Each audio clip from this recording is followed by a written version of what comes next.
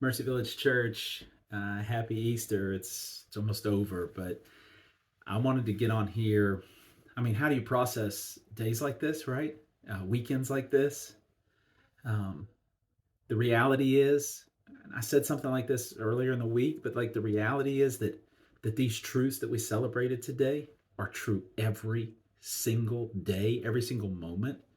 So in that sense, every Sunday is worthy of this type of energy, this type of investment, this type of rejoicing. But also at the same time, and this is true, these are special Sundays.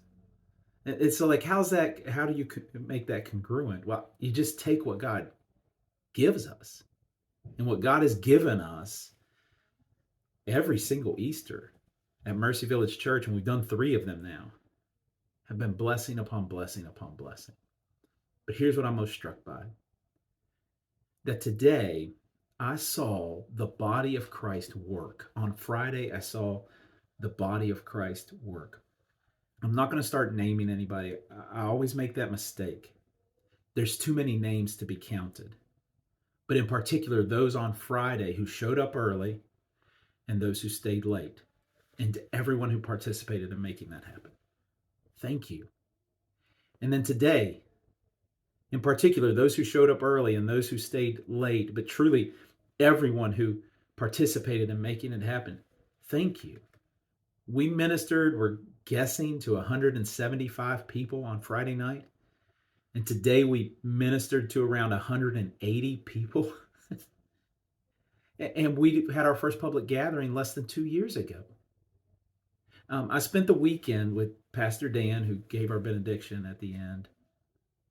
He told me of all the Easters when they had planted the well at Nelson, church that no longer exists by God's good grace. It just was, that's the way the story went. I don't know why it went that way. But he told the stories of every Easter that he was in, how exhausted he was to carry so much of the load at the end of those weekends. I don't feel that way right now. That doesn't make our story better than theirs. That's not the point.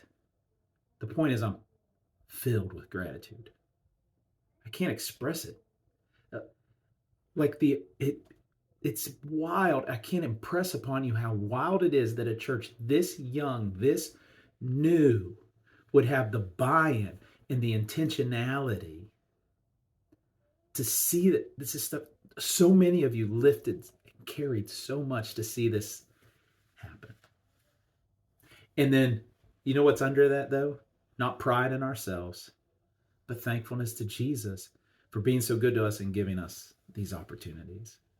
So I feel like Paul at the beginning of Colossians, when he brags on the saints at Colossae, but then points straight to Jesus, because they wouldn't be who they are without Jesus. And you wouldn't be who you are without Jesus. But because of Jesus, you are who you are.